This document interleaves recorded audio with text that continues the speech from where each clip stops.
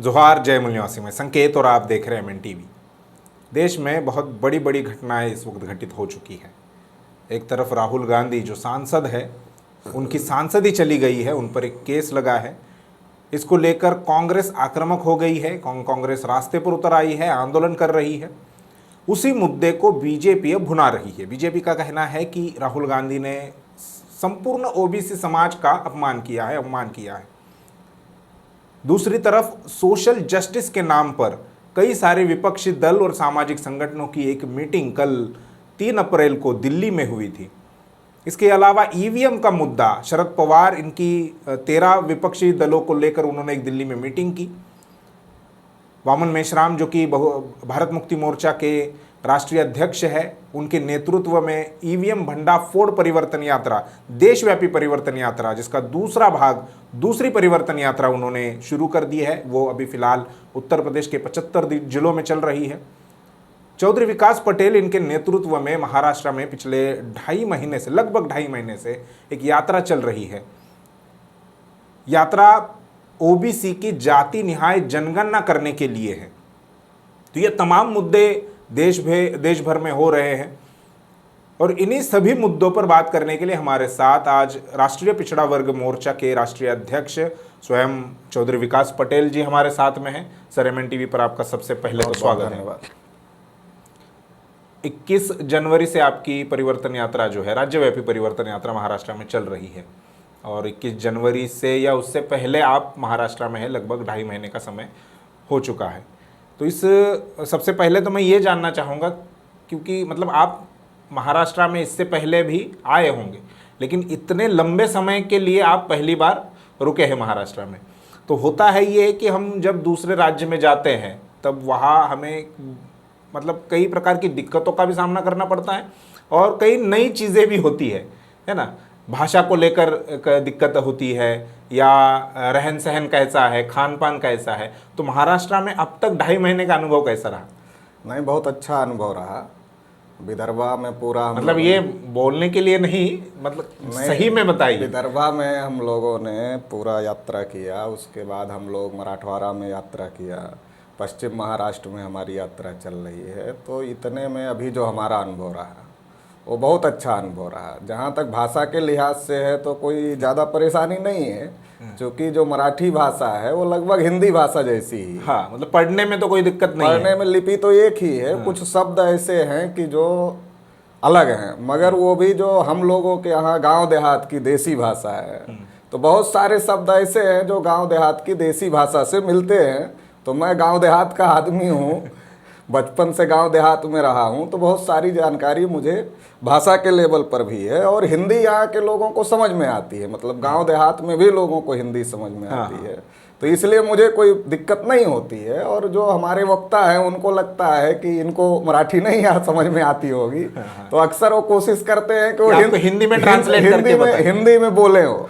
तो मैं उनको बोलता हूँ आप मराठी ही बोलो, आपकी मराठी सुनते सुनते हम भी मराठी सीख जाएंगे। अगर आप हिंदी में बोलोगे तो हमको सीखने का मौका नहीं मिलेगा।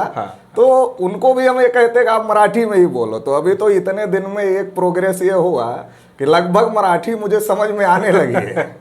तो ऐसे कौन से शब्द है जो पहले मतलब आपने नहीं सुने थे? अब आपने कहा कि मराठी के शब्द जो है वो आपके देहात में जो हिंदी बोली जाती है, जो भाषा बोली जाती है, लगभग वो एक जैसे है। तो कौन से ऐसे मराठी के नए शब्द जो बिल्कुल भी आपको पता नहीं थे और यहाँ आने के बाद आपको पता चले? अब जैसे यहाँ जानकारी को माहिती कहते हैं। हाँ। तो ऐसे ऐसे बहुत सारे शब्द हैं जिसके बारे में सुनते सुनते जानकारी हो गई, तो वो जानकारी बढ़ रही है धीरे धीरे। जी बिल्कुल। जैसे हम लोग लेने के लिए कुछ कहते हैं तो इसको लीजिए, या देहात में हम लोग कहते हैं ल्या, यहाँ कहते हैं घ्या। तो ऐसी बहुत सारी चीजें हैं जो सुनते सुनते लोगों को, जो कि डेली सुनना है, तो डेली सुनने से ये जानकारी बढ़ रही है। और महाराष्ट्र से निकलते निकलते मुझे उम्मीद है कि जानकारी पूरी हो जाएगी। खान पान के लिहाज से कोई ज़्यादा डिफरेंस नहीं है, बस एक है कि यहाँ अभी भी बाजरे की रोटी मिल जाती है आसानी से, उत्तर प्रदेश में नहीं मिलती है। अच्छा, वहाँ गेहूँ ज्वार भी अभी ना के बराबर है, ज्वार भी नहीं मिलता है, गेहूँ ही मिलता है आमतौर। तो ये थोड़ा खाने की दृष्टि से भी थोड़ा ये है, बाकी तो एक जैसा ही, कोई ज़्यादा अंतर नहीं है उसमें। जी बिल्कुल। आपने परिवर्तन यात्रा का जिक्र किया चौधरी साहब, 2.5 महीना कोई मतलब बहुत कम समय नहीं है, लंबा समय है। और आपने जैसे भाषा हो या खान पान के लिहाज से जो बातें बताई है, तो परिवर्तन यात्रा को लेकर कैसा रिस्पांस है लोगों का? लोग क्या सोचते हैं, किस प्रकार की प्रतिक्रिया आती है आपके यात्रा में अब तक? जिन मुद्दों को लेकर हम लोग यात्रा कर रहे हैं, इन मुद्दों पर कोई पार्टी बहुत मुखर होकर के नहीं बोल रही है। जैसे कि जो सबसे बड़ा इशू है जाति जनगणना का इशू, तो इसको लेकर एक तो इसको प्रमुख इशू बनाकर हम लोग यात्रा चला रहे हैं। तो इसमें क्या है कि ओबीसी की जातियां तो इसमें बड़े पैमाने पर शामिल हो रही है। इसके साथ ही साथ जो ओबीसी में नहीं है, महाराष्ट्र के मराठा लोग, वो लोग भी इसमें बड़े पैमाने पर हिस्सा ले रहे हैं, क्योंकि जाति जनगणना का मुद्दा उनसे भी जुड़ा हुआ मुद्दा है। तो एक तो इसको लेकर के ओबीसी में बहुत ज़्यादा रिस्पांस है, मतलब एक तरीके का उत्साह है कि कोई इस मुद्दे पर बात कर रहा है, बोल रहा है कि 75 साल हो गए देश में आज़ादी का अमृतोत्सव मनाया जा रहा है, और दूसरी तरफ हमारी गिनती तक नहीं हुई 75 साल में। तो इसको लेकर लोगों के अंदर एक जो मैसेज और बहुत सारी जानकारी जो लोगों के पास में नहीं थी, तो वो पूरा सुनने के बाद कार्यक्रम उनको लगता है कि ये जानकारी तो हमारे पास थी नहीं, ये नई जानकारी हमको मिल रही, तो उससे लोग जुड़ रहे हैं। दूसरा जो महत्वपूर्ण मुद्दा है वो एमएसपी गारंटी का मुद्दा है कि किसानों को उनकी फसल का जो उचित मूल्य मिलना चाहिए वो मूल्य अभी तक नहीं मिला। तो ये भी एक महत्वपूर्ण मुद्दा लेकर के, चूँकि ओबीसी मैक्सिमम किसान लोग हैं, तो इससे भी उनका आकर्षण बहुत ज़्यादा है इस मुद्दे को लेकर, और इस पर भी लोग बहुत ज़्यादा रिस्पॉन्ड कर रहे हैं, जुड़ रहे हैं। और जो एक महत्वपूर्ण मुद्दा है देश में, निजीकरण का जो बड़ा मुद्दा है, बेरोजगारी जिसकी वजह से बढ़ी हुई है देश के अंदर, तो निजीकरण को लेकर जिस तरीके से 2014 में मोदी जी ने कहा था कि हम देश नहीं बिकने देंगे, तो तमाम देश के लोगों को लगा कि कांग्रेस के लोग बेच रहे हैं, तो बीजेपी के लोग और नरेंद्र मोदी खास तौर से बचाने का काम करेंगे, इसको रोकने का काम करेंगे। लेकिन जिस तरीके की पॉलिसी अडॉप्ट किया बीजेपी गवर्नमेंट ने, नरेंद्र मोदी की सरकार ने, उससे लोगों को ये दिख रहा है कि अभी तो हर चीज़ प्राइवेट हो गई, और हर चीज़ प्राइवेट हो गई तो गवर्नमेंट जॉब खत्म हो गई, गवर्नमेंट जॉब खत्म हो गई तो रिजर्वेशन खत्म हो गया। तो ये केवल अब ओबीसी का मामला नहीं रहा, एससी एसटी ओबीसी जो रिजर्व कैटेगरी में आते हैं, जिनको रिजर्वेशन मिला हुआ है या जो रिजर्वेशन के लिए लड़ाई लड़ रहे हैं, उन सब के लिए ये बड़ा मुद्दा हो गया। या ये कहा जा सकता है कि जो आम लोग हैं, जिनको चाहत है कि सरकारी नौकरी हमको चाहिए, उन सारे लोगों के लिए ये बड़ा मुद्दा हो गया है। या जो देश के बारे में सोचते हैं कि देश का डेवलपमेंट होना चाहिए, देश मजबूत होना चाहिए, वो भी इन चीज़ों को समझ रहे हैं कि देश जब निजी हाथों में जाएगा तो इससे देश कमज़ोर होगा। तो ये निजीकरण का एक बहुत बड़ा मुद्दा है। तो इसमें हम लोग ये मुद्दा लेकर चल रहे हैं कि निजी क्षेत्र में भी रिजर्वेशन होना चाहिए। एक बात ये, क्योंकि अगर पूंजीपतियों को गवर्नमेंट का पैसा लेने में कोई समस्या नहीं है अपने डेवलपमेंट के लिए, तो गवर्नमेंट की स्कीम लागू करने में क्या समस्या है? अगर वो जनता के टैक्स के पैसे से अपना डेवलपमेंट कर रहे हैं, अपने उद्योग का डेवलपमेंट कर रहे हैं, तो जो सरकार की योजना है रिजर्वेशन पॉलिसी जो है, उसको उनको स्वीकार करने में, उसको अपने यहाँ लागू करने में कोई दिक्कत नहीं होनी चाहिए। तो ये मुद्दा लेकर चल रहे हैं। दूसरा, जो प्रमुख संस्थानों का निजीकरण हो रहे हैं उसको रोका जाए, और जो संविदा के आधार पर या आउटसोर्सिंग का जो अभी बहुत ज़्यादा ये माहौल चल रहा है, अभी संविदा भी लगभग खत्म हो गई, आउटसोर्सिंग चल रहा है, आउटसोर्सिंग कॉन्ट्रैक्ट यही चल रहा है, कॉन्ट्रैक्ट चल रहा है। तो ये जो कॉन्ट्रैक्ट और आउटसोर्सिंग चल रहा है, इसमें बहुत ज़्यादा शोषण हो रहा है नौजवानों का। तो इसको बंद किया जाए और पूरी तरीके से गवर्नमेंट जॉब ही दिए जाएं। तो इन मुद्दों को लेकर के हम लोग अपील कर रहे हैं। तो इस पर भी लोगों का बहुत ज़्यादा सहयोग और समर्थन मिल रहा है, और लोग बड़ी संख्या में यात्रा में शामिल हो रहे हैं। और एक जो मुद्दे तो बहुत सारे हैं, मगर उसमें एक और जो महत्वपूर्ण मुद्दा है हमारी दृष्टि से, वो ये है ईवीएम का मुद्दा। उसको लेकर के भी हम लोग चल रहे हैं कि ईवीएम में जो गड़बड़ी हो रही है इसको रोका जाए, क्योंकि अब आम लोगों को भी ये बात समझ में आने लगी है। लगातार जिस तरीके से बीजेपी जीत रही है, जिस तरीके से सरकारें बन रही है, और लोग ज़मीन पर रहते हैं, लोग वोट देते हैं, लोग अपने गांव का, अपने इलाके का माहौल समझते हैं, जानते हैं, तो उनके वो जैसा समझते हैं, जैसा जानते हैं, उसके अपोजिट जब रिजल्ट आता है तो उनको भी लगता है कहीं ना कहीं गड़बड़ी है। लोग इंजीनियर तो नहीं है, गांव देहात टेक्निकल एक्सपर्ट नहीं है, टेक्निकल बातों को नहीं समझ रहे, लेकिन जो माहौल बन रहा है उसको उसके आधार पर समझते हैं। तो जब हम लोग ईवीएम के मुद्दे को लोगों को समझा रहे हैं तो वो भी लोगों को समझ में आ रहा है। तो ये कुछ मुद्दे हैं जिनको लेकर हम लोग यात्रा चला रहे हैं और इस पर बड़े पैमाने पर यात्रा को समर्थन मिल रहा है और ख़ास तौर से ओबीसी, कुणबी, मराठा इन लोगों का बहुत बड़ा सहभाग इस यात्रा में हो रहा है। अभी कहाँ तक आई है आपकी यात्रा? अभी हमारा पूना में चल रहा है। ओके, और उसके बाद और कितने जिले और कितना समय लगेगा उसको cover अभी करने के? लगभग मई फर्स्ट वीक तक ये यात्रा चलेगी। ओके, अभी मतलब विदर्भ हो गया, मराठवाड़ा हो गया और पश्चिम महाराष्ट्र हो गया। पश्चिम महाराष्ट्र हो गया। अभी कोंकण बाकी है। हाँ। और ये खानदेश जो एरिया है, नासिक वगैरह, वहाँ आप गए नहीं ये हो? सारा बाकी है। ओके, तो ये मई के पहले हफ्ते तक ये समाप्त हो जाए। ठीक है। आपने रिजर्वेशन इन प्राइवेट सेक्टर इसका जिक्र किया, वो भी एक मुद्दा आपके इसमें है। तो क्या मतलब आपकी डिमांड सरकार से है कि सरकार पूंजीपतियों को कहे कि ये लागू करे, या आप सीधे पूंजीपतियों के पास में ये मतलब मैसेज दे रहे हैं कि आप ये सरकारी पॉलिसी जो है उसको लागू करिए? नहीं, हम सरकार से ये कह रहे हैं, अगर सरकार पॉलिसी बना दे, पूंजीपतियों की दया पर इसको छोड़ने का कोई मतलब नहीं है ना। पैसा जो जनता के टैक्स का है वो सरकार दे रही है पूंजीपतियों को। अगर सरकार जनता के टैक्स का पैसा पूंजीपतियों को दे रही है विकास के नाम पर, तो जो सरकारी योजना है उसके लिए भी सरकार कानून बनाए कि जो लोग, जो पूंजीपति गवर्नमेंट का पैसा लेकर कंपनी लगाएंगे, कम से कम उन पूंजीपतियों को रिजर्वेशन पॉलिसी एडॉप्ट करना पड़ेगा, तभी उनको गवर्नमेंट से लोन या मदद मिलेगी, नहीं तो नहीं मिलेगी। लेकिन एक तरफ आप कह रहे हैं कि कांग्रेस की सरकार हो या बीजेपी की सरकार हो, इन दोनों ने मिलकर निजीकरण किया, यानी जो रिजर्वेशन है, निजीकरण का डायरेक्ट इम्पैक्ट रिजर्वेशन पर होता है, तो निजीकरण से उन्होंने रिजर्वेशन समाप्त किया।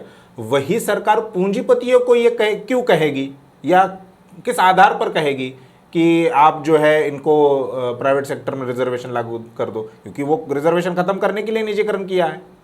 सरकार को सरकार चलाने के लिए वोट चाहिए, सरकार बनाने के लिए वोट चाहिए, और उसमें 52% वोट जो है, 52% जो वोट है वो ओबीसी के लोगों का है। और जो रिजर्वेशन का मुद्दा है ये SC ST OBC सब का मुद्दा है, तो ये तो लगभग 85 से 90% लोगों का मुद्दा है।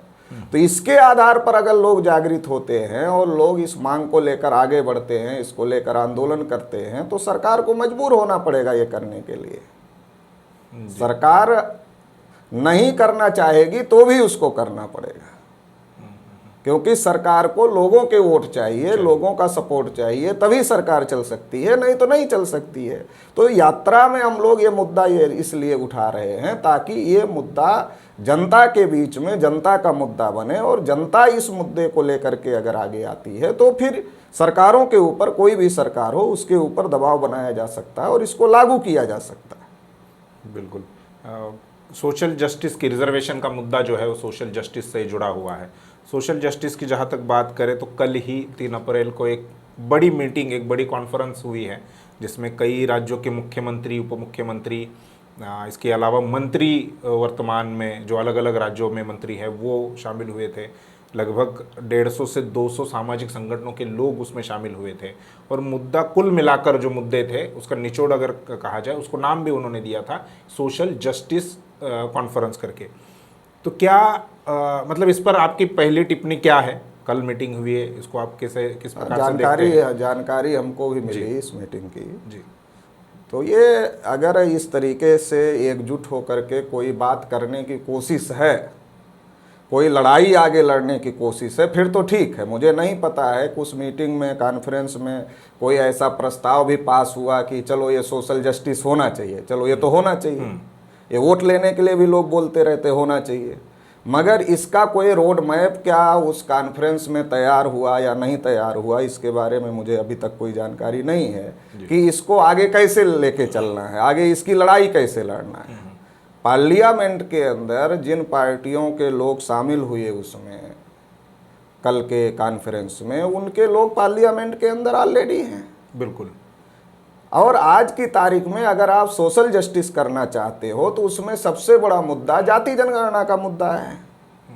जाति जनगणना के बगैर कौन सी सोशल जस्टिस हो सकती है?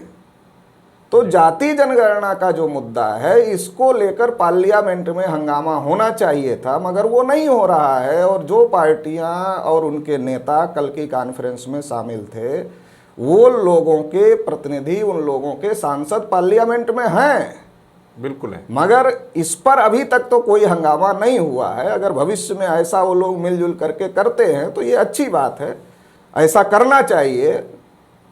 मगर केवल कॉन्फ्रेंस करना और ये भाषण देना, मीडिया में बयान देना, केवल अगर इतने तक सीमित रहना है तो फिर हम ये मानेंगे या लोग भी ऐसा ही मानेंगे कि ये केवल वोटों के जुगाड़ करने का मामला है, ये कोई एक्चुअल लड़ाई लड़ने का मामला नहीं है। तो इसलिए हम उम्मीद करते हैं उन लोगों से कि क्या ये इसी सवाल को आगे बढ़ाते वो लोग हैं, ऐसा रोड मैप कोई बनाएं, ऐसी हमारी उम्मीद है, अपेक्षा है। इसी सवाल को, इसी आपके बात को एक सवाल के रूप में मैं पे आपके सामने रखना चाहूँगा कि क्या विपक्ष 2024 के लोकसभा चुनाव से पहले जो मुद्दे, बहुजन समाज के मुद्दे दबाए गए थे, उसको राजनीति के सतह पर लाना चाहता है?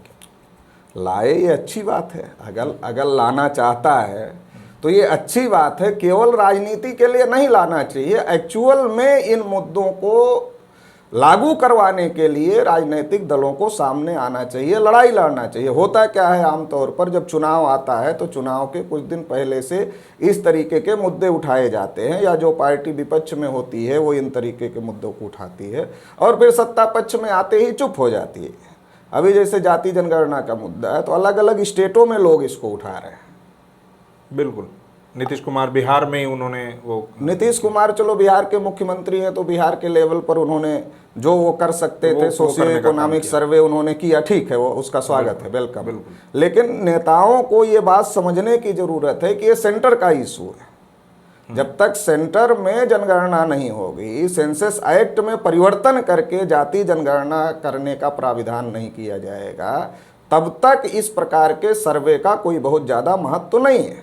अभी महाराष्ट्र में हमने देखा, महाराष्ट्र की कुछ विपक्षी पार्टियों ने जाति जनगणना को लेकर के सरकार के ऊपर सवाल उठाए। उत्तर प्रदेश में अखिलेश जी लगातार योगी के ऊपर आक्रामक रहते थे बजट सत्र के दौरान, खासतौर से जाति जनगणना को लेकर। लेकिन मेरा सवाल है कि इनके सांसद लोकसभा में हैं, जहां एक्चुअल प्रेशर बनाने की जरूरत है जाति जनगणना को लेकर, जहां कानून बनाए जाते हैं, जहां कानून बनाए जाते हैं, जहां से सेंसस एक्ट में परिवर्तन होगा। किसी भी स्टेट गवर्नमेंट को सेंसस करने का अधिकार नहीं है, सेंसस करने का अधिकार सेंट्रल गवर्नमेंट का, मिनिस्ट्री का। तो क्या इन नेताओं को यह बात समझ में नहीं आ रही है? और अगर समझ में आ रही है तो क्या मोदी जी की सीबीआई और ईडी से डरे हुए हैं कि स्टेट के मुख्यमंत्रियों को ही टारगेट किया जाए? प्रधानमंत्री को अगर टारगेट करेंगे तो सीबीआई और ईडी हमारे घर में आ सकती है, क्या ये बात है? तो इस बात को समझने की जरूरत है कि पूरा विपक्ष इकट्ठा होकर के अगर इस बात को लेकर के हंगामा करे, संसद के अंदर हंगामा करे और सड़क के ऊपर भी हंगामा करने का अगर प्लान बनाए, तो बीजेपी जो तथाकथित हिंदुत्व के नाम पर ओबीसी के लोगों का ध्रुवीकरण कर रही है, अगर राजनीतिक परिप्रेक्ष्य में इसको देखा जाए, जैसा आपने कहा कि 2024 के इलेक्शन के पहले अगर इसको मुद्दा बनाना चाहते हैं, अच्छी बात है, इससे समर्थन मिलेगा। और यही एक काट है, अगर जो बीजेपी का तथाकथित हिंदुत्व का जो चोला बीजेपी ओढ़ रही है और जिसके पीछे छुपने की कोशिश करती है बार बार और जिसके आधार पर समर्थन लेती है, तो इसको अगर काउंटर करना है तो काउंटर करने के लिए ओबीसी का सबसे बड़ा मुद्दा जाति जनगणना का मुद्दा है, संख्या के अनुपात में हिस्सेदारी का मुद्दा है। और अगर इस मुद्दे को उठाते हैं तो केवल ओबीसी ही नहीं, मराठा, पटेल, जाट, गुर्जर, ये सारे इसके आधार पर मोबिलाइज हो सकते हैं, जिनको हिंदू के नाम पर बीजेपी मोबिलाइज करती है। तो अगर इस मुद्दे को उठाया जाए नेशनल लेवल पर तो इसका बड़ा परिणाम 2024 के इलेक्शन में दिखाई दे सकता है। और बीजेपी की जो पॉलिसी है हिंदुत्व के नाम पर ओबीसी का ध्रुवीकरण करने की, उसको काउंटर किया जा सकता है।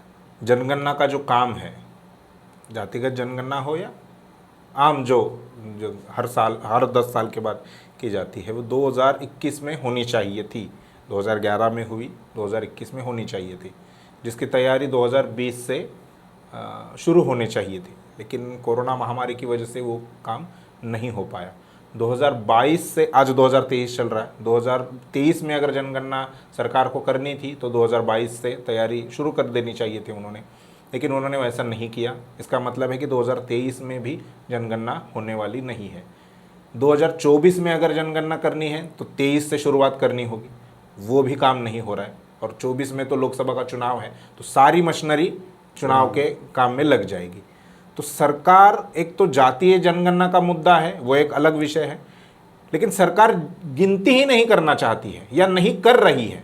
क्या इसके पीछे आप जैसे जो सामाजिक संगठन हैं या राजनीतिक पार्टियां जो अभी कुछ हद तक इस मुद्दे को उठा रहे हैं, क्या उनका दबाव है सरकार पर? यदि हमने गिनती करना शुरू कर दिया तो ये लोग हम पर प्रेशर बनाएंगे कि जाति आधारित गिनती करो, और फिर सरकार को ना चाहते हुए भी वो गिनती, जातीय गिनती करनी पड़ेगी। इस वजह से सरकार गिनती की ही शुरुआत नहीं करना चाहती या नहीं कर रही है। सबसे महत्वपूर्ण मुद्दा तो ये है कि जनगणना का जो सीधा संबंध है वो डेवलपमेंट से है, योजना बनाने से। बिल्कुल।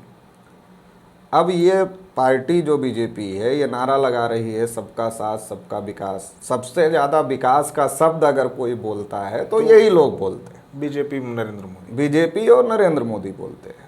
मगर अभी तक तो 75 साल में ओबीसी की गिनती नहीं हुई, इसलिए ओबीसी के लिए कोई प्लान नहीं बना, कोई बजट अलॉटमेंट नहीं हुआ।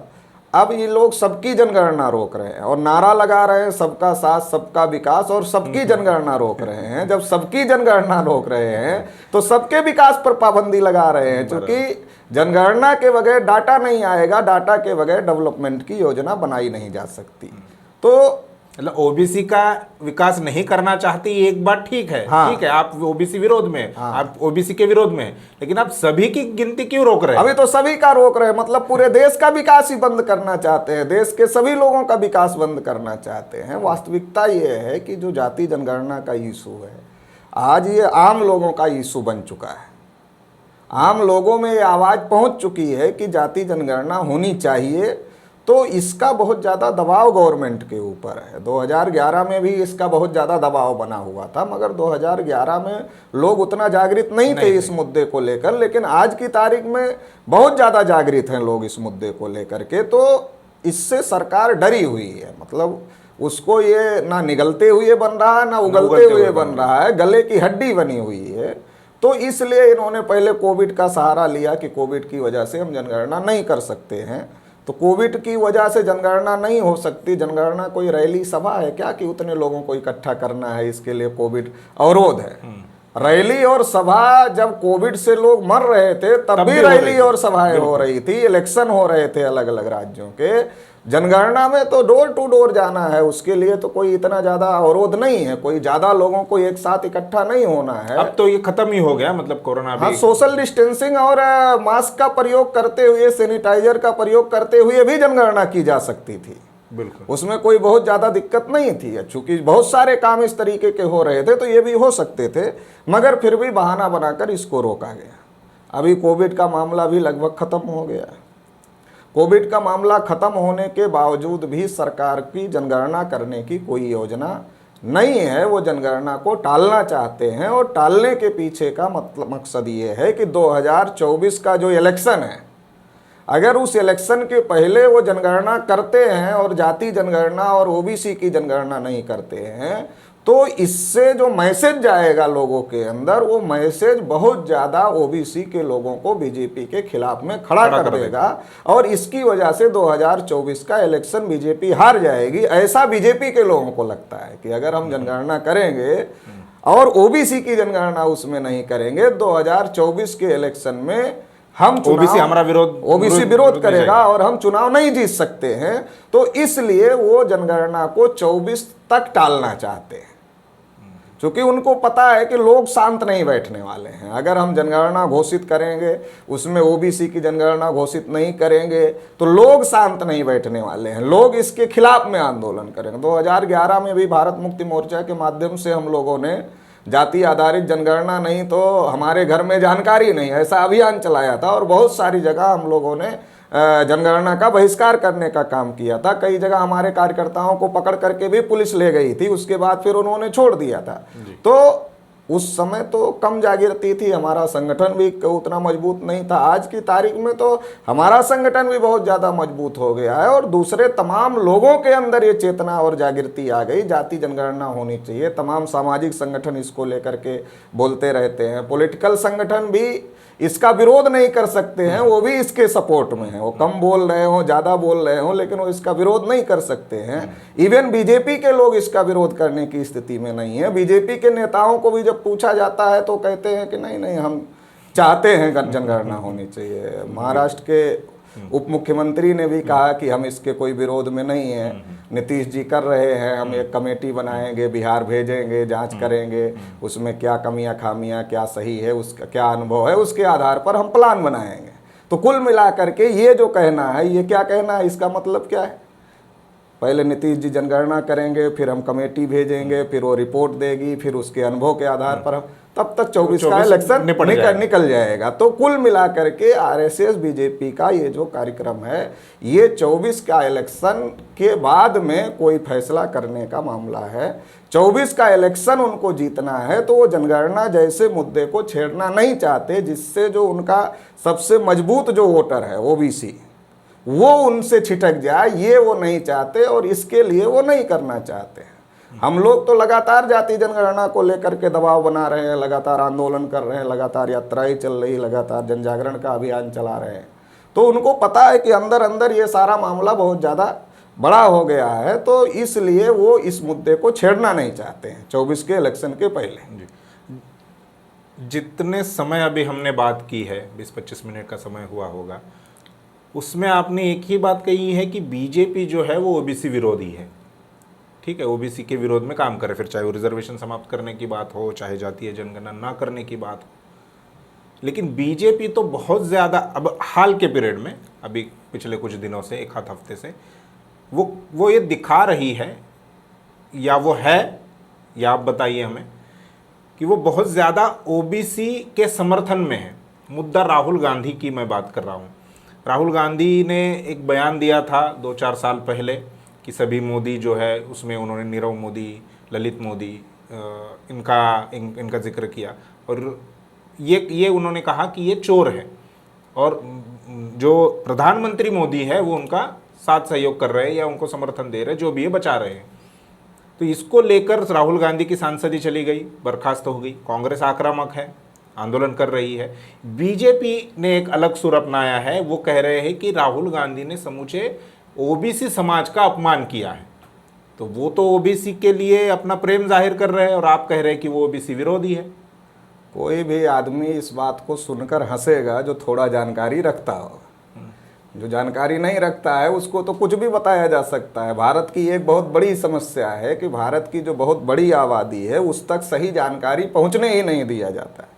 जो जानकारी पहुंचाने का स्रोत है उस पर कुछ लोगों ने ही नियंत्रण रखा हुआ है, और उसकी वजह से सही जानकारी नहीं पहुंचती, और ओबीसी के संदर्भ में तो बिल्कुल भी सही जानकारी नहीं पहुंचती है। अब इस पर किसको हंसी नहीं आएगी कि जिन लोगों ने देश का पैसा लेकर, जो लोग विदेश गए, जिनके ऊपर आरोप है, चाहे वो ललित मोदी हो, चाहे वो नीरव मोदी हो, चाहे मेहुल चोकसी हो, या और भी A to Z जो गए, उसमें क्या एक भी ओबीसी है? क्या एक की भी जाति ओबीसी में आती है? तो उसमें एक की भी जाति ओबीसी में नहीं आती है, और उनके ऊपर आरोप है कि वो पैसा लेकर के विदेश में गए। अब वो पैसा लेकर विदेश में जा कर के रहने लगे, उनको भारत सरकार की ये भी स्थिति नहीं है कि उनको बुला ले देश के अंदर। ऐसी भी भारत सरकार इस स्थिति में नहीं है। इसको लेकर राहुल गांधी ने बयान दिया और उसको मोदी से जोड़ा, और फिर उन्होंने ये कहा कि ये मतलब चोरों का साथ दे रहे हैं, ऐसा उनका कहना है जी। तो ये जो बयान है, अब इसमें ओबीसी कहाँ है? ये सरकार का, और जो लोग पैसा लेकर विदेश भाग गए जिनके ऊपर आरोप है, तो सरकार के ऊपर ये आरोप है कि आप उनको बचाने का काम कर रहे हैं। अब इसके बीच में ओबीसी कहाँ है? ओबीसी का कोई मैटर ही नहीं है। राहुल ने ओबीसी शब्द भी नहीं कहा, राहुल ने मोदी शब्द कहा, और मोदी टाइटल कई जाति के लोग लगाते हैं। इवन नरेंद्र मोदी की जाति भी पहले ओबीसी में नहीं थी, वो बाद में उन्होंने अपनी जाति को शामिल किया जब मुख्यमंत्री गुजरात के थे। तो इसमें ओबीसी का कोई रेफरेंस ही नहीं ना, कोई बात किसी संदर्भ में बोली जाती है। जो राहुल गांधी बोल रहे थे, वो जो लोग देश का पैसा विदेश में लेकर गए उनको बचाने की, मोदी उनको बचा रहे हैं, इस रेफरेंस में राहुल गांधी बोल रहे थे, और उसमें ओबीसी का कोई संदर्भ ही नहीं है। और जो लोग गए उनकी जाति ओबीसी में आज भी नहीं आती है। तो ये बीजेपी के लोग जब जब इन पर संकट आता है तो ये ओबीसी के पीछे छुपने का काम करते हैं। 14 में नरेंद्र मोदी जी ने भाषण किया कि मैं पिछड़ी जाति का हूँ इसलिए मेरा अपमान होता है, तो मतलब ओबीसी को आगे किया। 19 के इलेक्शन के पहले राजनाथ सिंह ने कहा हम जनगणना ओबीसी की करेंगे। तो बार बार ओबीसी का सपोर्ट लेने की कोशिश आरएसएस बीजेपी के द्वारा की जाती है, मगर आरएसएस बीजेपी के लोग ओबीसी को लेकर ईमानदार नहीं है। राम मंदिर आंदोलन में सबसे ज्यादा ओबीसी के लोगों को आगे किया गया, विनय कटियार, कल्याण सिंह, उमा भारती, प्रवीण तोगड़िया और तमाम, मगर मंदिर के ट्रस्ट में एक भी ओबीसी को नहीं रखा। क्या अब ओबीसी हिंदू नहीं है? मंदिर की लड़ाई लड़ने के लिए ओबीसी हिंदू था, तो क्या ट्रस्ट में रहने के लिए ओबीसी हिंदू नहीं है? और जो बड़े बड़े नेता थे, विनय कटियार, कल्याण सिंह, उमा भारती, प्रवीण भाई तोगड़िया, रितंबरा, ऐसे बड़े बड़े ओबीसी के नेताओं को भी राम मंदिर के ट्रस्ट में जगह नहीं दी गई। तो इससे ये बात समझ में आती है कि आरएसएस बीजेपी के लोग ओबीसी का इस्तेमाल करते हैं। या जब से मोदी जी देश के प्रधानमंत्री बने हो तो खुद अपने को ओबीसी कहते हैं, पिछड़ी जाति का कहते हैं, तो उन्होंने ये कौन सा ऐसा काम किया जो ओबीसी के फायदे में किया? 314 ओबीसी बच्चों को जो यूपीएससी की परीक्षा पास किए थे उनकी नियुक्ति रोका, ओबीसी के बच्चों की स्कॉलरशिप बंद किया, ओबीसी को बजट में कोई प्राविधान नहीं किया, जाति जनगणना, ओबीसी की जनगणना नहीं करेंगे इसके लिए सुप्रीम कोर्ट में एफिडेविट देने का काम किया। तो ये सारा काम ओबीसी के विरोध में करना और फिर ये कहना कि हम ओबीसी के सम्मान के लिए लड़ रहे हैं और राहुल गांधी ओबीसी का अपमान कर रहे हैं, ये जो कहना है ये ओबीसी को पॉलिटिकली इस्तेमाल करने का बयान है।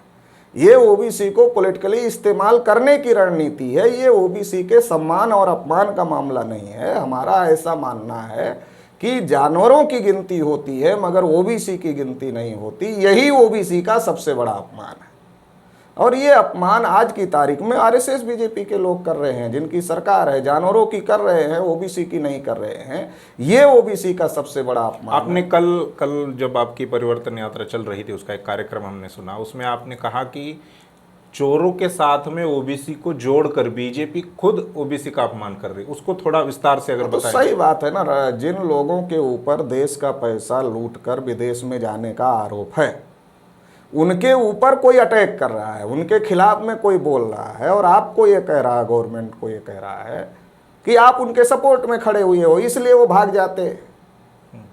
वो देश छोड़ के गए तो गवर्नमेंट के सपोर्ट के बगैर तो नहीं जा सकते। बिल्कुल, गवर्नमेंट ने सपोर्ट किया तभी वो देश छोड़ कर गए। तो किसी ने ये आरोप किया, मान लीजिए राहुल गांधी ने आरोप किया कि ये आप लोग इनको बचाने का काम कर रहे हो। अब आप ये कह रहे हो कि राहुल गांधी ने जो देश का पैसा लेकर विदेश भाग के गए उनके खिलाफ बोलना ये ओबीसी समाज का अपमान है। इसका मतलब जो लोग देश का पैसा चुरा कर गए, देश को छोड़कर गए, उन चोरों के साथ में आप पूरे ओबीसी समाज का नाम जोड़ने का काम आरएसएस बीजेपी के लोग कर रहे हैं।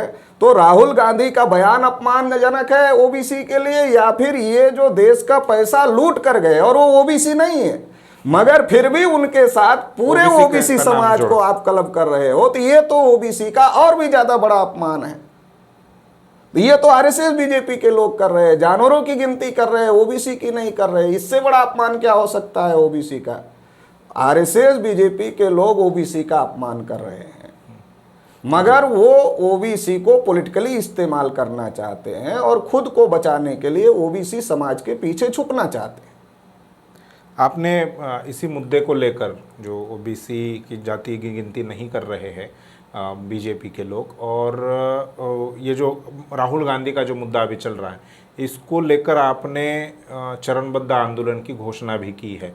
ज़रा उसके बारे में बताइए कि कौन कौन से चरण हैं, क्या आंदोलन होगा और इस आंदोलन से आप क्या साबित करना चाह रहे हैं? देखिए, अभी ये जो आरएसएस बीजेपी के द्वारा बार बार ओबीसी का इस्तेमाल किया जा रहा है, चाहे वो मंदिर आंदोलन के समय में किया गया हो, मंडल कमीशन में ओबीसी के साथ जो धोखेबाजी हुई वो ओबीसी क्यों नहीं समझ पाया, क्योंकि मंदिर आंदोलन में आरएसएस बीजेपी के लोगों ने ओबीसी को उकसाकर शामिल करवाने का काम किया, ओबीसी का इस्तेमाल किया।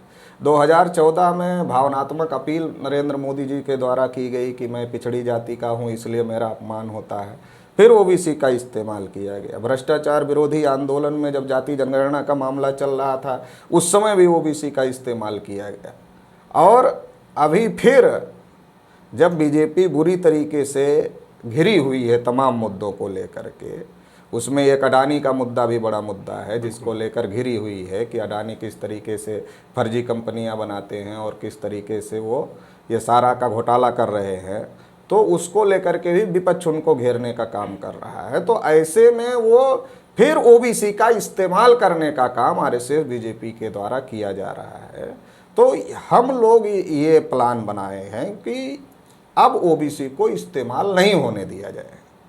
बहुत दिन से ओबीसी इस्तेमाल हो रहा है और ओबीसी का कोई कल्याण, कोई फायदा नहीं हो रहा है और लगातार आरएसएस बीजेपी के लोग ओबीसी को इस्तेमाल करने का काम कर रहे हैं। तो हम लोग अब ओबीसी समाज को इस्तेमाल नहीं होने देंगे। तो इसके लिए एक तो ओबीसी समाज को जागृत कर रहे हैं, ओबीसी समाज को संगठित कर रहे हैं।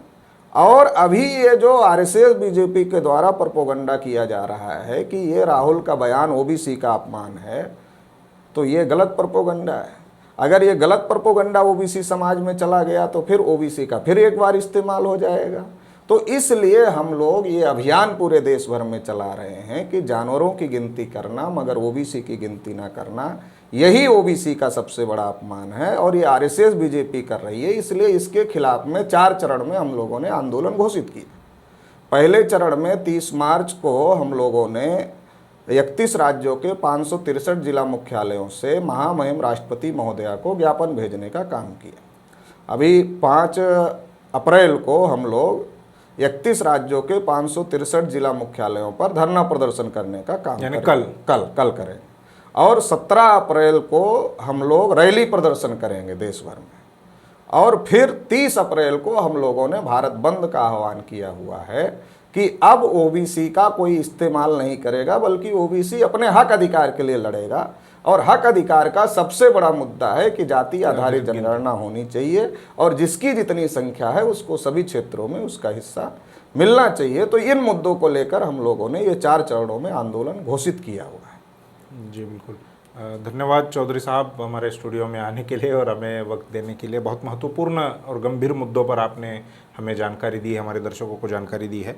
चौधरी विकास पटेल राष्ट्रीय पिछड़ा वर्ग मोर्चा के राष्ट्रीय अध्यक्ष हैं और उन्होंने देश भर में चल रहे जो तमाम मुद्दे हैं, खास तौर पर जातीय गिनती का कितना महत्वपूर्ण मुद्दा है, ओबीसी के लिए ये क्यों ज़रूरी है, ये उन्होंने विस्तार से बताया। उसको लेकर चल रही राजनीति को भी उन्होंने आपके सामने खुला कर दिया है। तो इन सारे मुद्दों पर आपका क्या कहना है ये हमें कमेंट बॉक्स में ज़रूर लिखकर बताइए। और ये वीडियो अगर आपको अच्छा लगा हो तो उसे लाइक कीजिए और इस जानकारी को ज़्यादा से ज़्यादा लोगों तक पहुँचाने के लिए इसे शेयर कीजिए। शुक्रिया।